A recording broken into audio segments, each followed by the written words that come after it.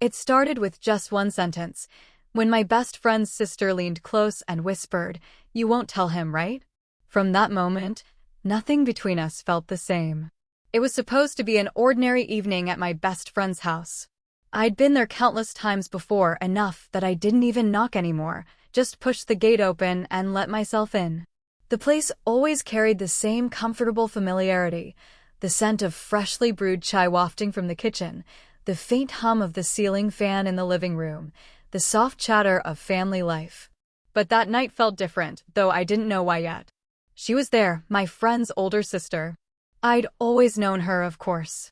She was part of the backdrop of his home, someone I greeted politely but never thought too much about. Yet lately, I'd noticed small things, how her presence lingered in a room, how her voice seemed calmer than the rest of the noise in the house. At 42, she carried herself with the kind of quiet grace that made you pause without realizing it. She didn't try to be noticed, but you couldn't help but notice her. I was setting down my bag when she appeared at the doorway. There was something in her expression that immediately made me straighten. She wasn't smiling, her eyes were serious, almost searching. "Can I talk to you?" she asked softly, her voice barely above a whisper. I hesitated. She'd never asked me that before. Usually, our interactions were short, polite exchanges, passing comments about the weather or whether I wanted more tea. But now, she was looking at me with a kind of urgency that made my chest tighten. She stepped closer, lowering her voice further as if afraid someone might overhear. Her perfume, light, floral, comforting, reached me before her words did. And then she said it, "You won't tell him, right?" Just 6 words. But they landed like a stone in still water, rippling through everything I thought I knew. For a moment, I just stared at her. My best friend's sister. His family. What secret was she about to lay on me? And why me? Her eyes were fixed on mine, wide and uncertain. I could see the vulnerability there, the flicker of fear, as though she was already regretting opening her mouth. She was usually so composed, always the one who seemed in control of herself. But now she looked human. Fragile, even. I swallowed, my throat suddenly dry. "What do you mean?" I asked carefully. She glanced toward the hallway, checking to make sure her brother wasn't anywhere nearby, then back at me. The silence between us was heavy, filled with unspoken tension. It wasn't the words themselves that struck me, it was the way she said them. The way she leaned in slightly, close enough that I could see the faint line of worry etched between her brows. The way her voice trembled, just enough to betray what she was feeling. In that instant, I understood something. She wasn't just asking me to keep a secret. She was choosing me, trusting me with a part of herself she couldn't give to anyone else. And whether I wanted to or not, my answer in that moment would change everything between us. The words hung in the air between us, still echoing inside my head. "You won't tell him, right?" I nodded slowly, though the confusion on my face must have been obvious. She gave a faint, almost nervous smile and gestured toward the kitchen. "Come," she said softly, her tone more like a plea than a command. The kitchen light was warm, golden, wrapping the space in a kind of intimacy that made the moment feel even more secretive. She poured 2 cups of tea without asking, the clink of the porcelain filling the silence. Her hands, steady on the surface, betrayed her nerves in the small tremor of her fingers. We sat at the small wooden table tucked against the window. For a moment, neither of us spoke. The steam curled upward, and I found myself watching the way it softened her features, how the tired lines in her face seemed both strong and vulnerable at once. Finally, she broke the silence. "I don't know why I'm telling you this," she said, her eyes fixed on the cup in her hands. "Maybe because you listen, and you don't judge." Her words caught me off guard. She barely knew me beyond my role as her brother's friend. But maybe that was the point. I was outside the circle, close enough to trust, far enough not to complicate things. She drew in a slow breath, and her voice dropped lower. "I've been lonely." The word cracked slightly, as though she hadn't spoken it aloud before. "For years, I've carried things I never told my brother or anyone. And lately, it feels heavier." I felt my chest tighten. I wasn't sure if she was talking about regrets, mistakes, or something more personal. My instinct was to say something comforting, but her expression told me to wait, to just let her speak. She pressed her fingertips to her temple, shaking her head gently. I put on this face, like everything's fine. The strong sister, the reliable one. But some nights, she trailed off, her throat tightening. Some nights, I sit here alone, and it feels like the silence could swallow me whole. Her honesty stunned me. I'd never seen her like this, never imagined this depth of quiet pain beneath the surface of her composed demeanor. She wasn't dramatic, not searching for pity. She was simply telling the truth. When she finally looked up, her eyes were glistening. I don't want my brother to know. He worries enough already, and he wouldn't understand. That's why I asked. Please, don't tell him. Something shifted in me then. Until that moment, she had always seemed untouchable, graceful, composed, beyond my world. But now, sitting across from me, she was just a woman asking for understanding. I leaned forward slightly, lowering my voice. I won't say a word. You have my word. Her shoulders softened, just barely, like she'd been carrying a weight too long, and had finally set it down for a moment. And though nothing else was spoken, something unspoken passed between us, an intimacy built not on romance yet, but on trust. And as I sat there, listening to the quiet drip of rain outside, I realized secrets have a way of binding people together. And hers had just tied her life to mine in a way neither of us expected. After that night in the kitchen, things began to shift between us. It wasn't anything dramatic, no sudden declarations, no reckless steps. If anything, the change was subtle, almost invisible to anyone else. But I felt it. And I think she did too. She trusted me now, even in small ways. I'd catch her glancing at me during family dinners, her expression softer than before, as though she was silently checking if I was still keeping her secret safe. I always gave a slight nod or a faint smile in return, and that was enough to ease the tension in her shoulders. It was strange how secrecy can create its own bond. I wasn't just my best friend's companion anymore. I had become something else, someone she could lean on, someone who had seen behind the polished mask she wore so effortlessly. And though I never asked for it, I found myself craving those moments when she chose me to confide in. One afternoon, I found her in the garden. The sunlight filtered through the branches above, painting patches of gold on her hair. She was pruning the plants, a small frown of concentration on her face, but when she saw me, her expression brightened almost instantly. Here to rescue me from my terrible gardening skills, she teased, holding up a pair of shears. I laughed, stepping closer. You're doing fine. Besides, these plants probably like you better than they like anyone else. It was an ordinary exchange, light and casual, but the air between us felt charged in a way that wasn't ordinary at all. When I reached to take the shears from her, my fingers brushed against hers, just for a second, but enough to make me aware of how close we stood. I felt the warmth of her skin, delicate yet grounding, and I knew she felt it too by the faint pause before she let go. Moments like that kept happening. Too often to ignore, too subtle to name. When we walked side by side through the neighborhood, our shoulders brushed more than once, and neither of us moved away.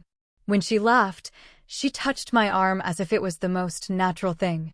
And when she looked at me, sometimes her gaze lingered just a little too long, carrying something unspoken that I didn't dare put words to. Inside, I battled myself. She was my friend's sister, someone I should have respected with clear boundaries. I told myself that these moments were nothing, just kindness mistaken for something more. But the truth was, I noticed everything. The way she tucked a strand of hair behind her ear when she grew nervous. The way her laughter softened when it was only the two of us. The way she seemed lighter around me, like she could finally breathe. And though I kept reminding myself that I shouldn't feel this way, the thought I kept pushing down rose louder each day. I was starting to fall for her. It was the kind of evening where the world outside seemed to fold into itself. Rain tapped gently against the windows, filling the house with a hushed rhythm. My friend had gone out to meet someone, leaving me behind with the excuse of, "You can hang out until I'm back." I didn't think much of it, until I realized his sister was home too. The living room was dimly lit, the soft glow of a lamp spreading a circle of warmth across the carpet.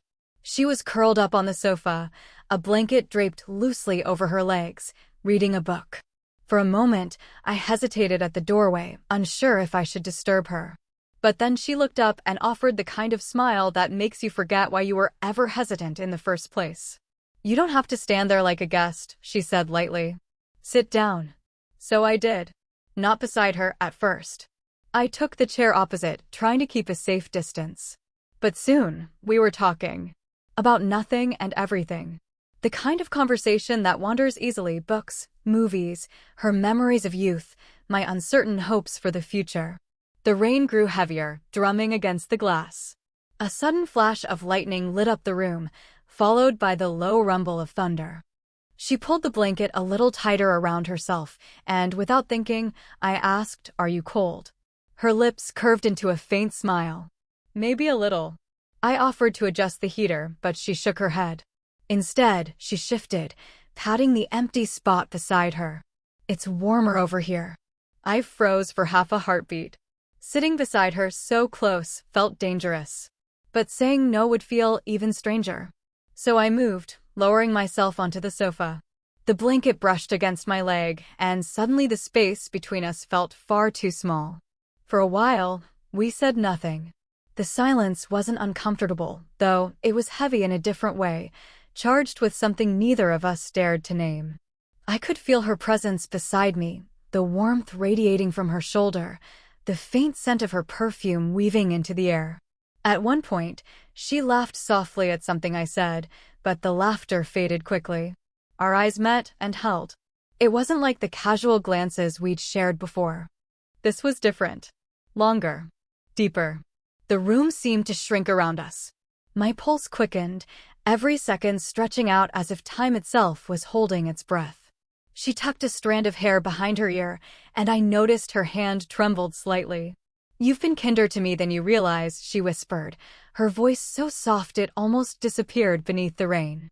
I wanted more than anything to reach for her hand, to bridge the impossible space between us. But I didn't. Because I knew if I did, there would be no going back. Instead, I just looked at her, and she looked at me, until the sound of the front gate creaking open broke the moment. My friend had returned. We both shifted quickly, as if nothing had happened. But inside, I knew something had happened. Something that could no longer be undone. After that night on the sofa, nothing between us felt the same. Outwardly, we carried on as if nothing had happened. When my friend was around, we acted like usual, she busy with her routines, me tagging along with him as though my thoughts weren't elsewhere. But inside, the silence between us had changed. It was no longer casual. It was weighted with everything we hadn't said. I caught myself replaying that look we'd shared, her eyes locked with mine, the tremble of her fingers, the way her voice had softened when she said I'd been kinder than I realized.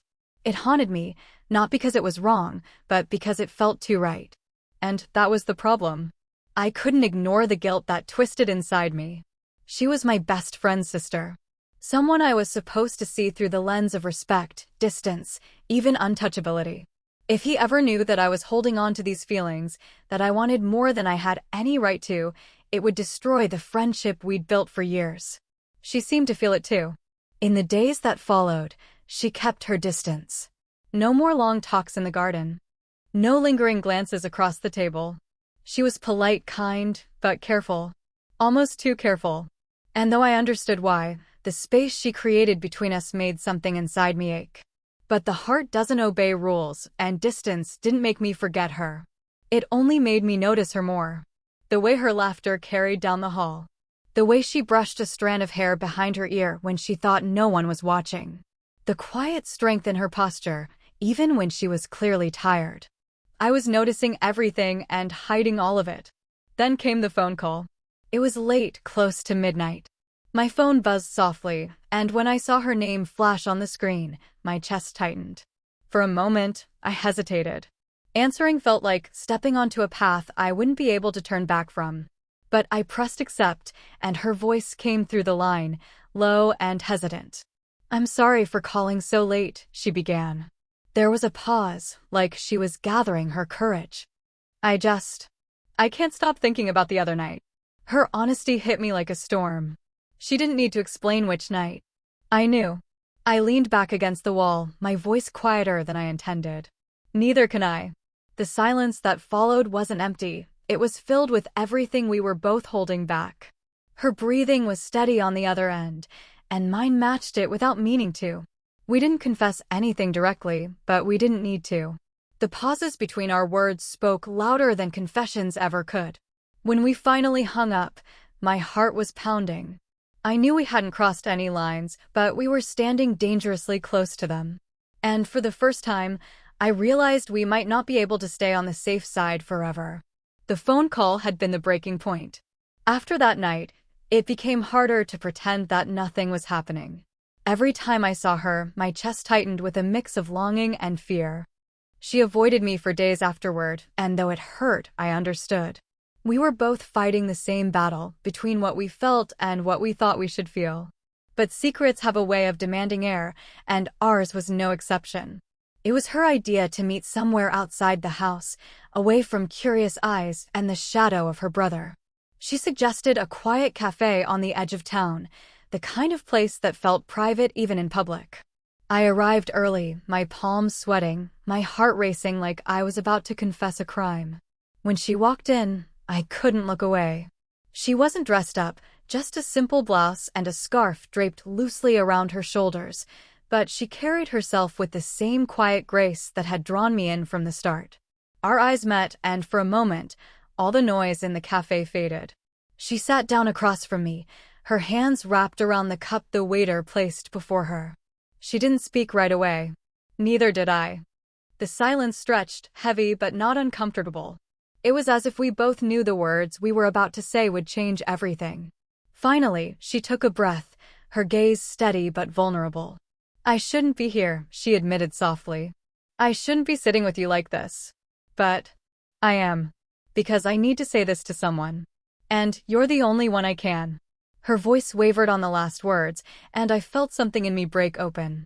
"You don't have to explain," I said gently. "I know." She shook her head, her eyes glistening. "No, you don't. You don't know how long it's been since I've felt safe with someone. Since I felt seen. With you, it's different. You listen. You don't dismiss me."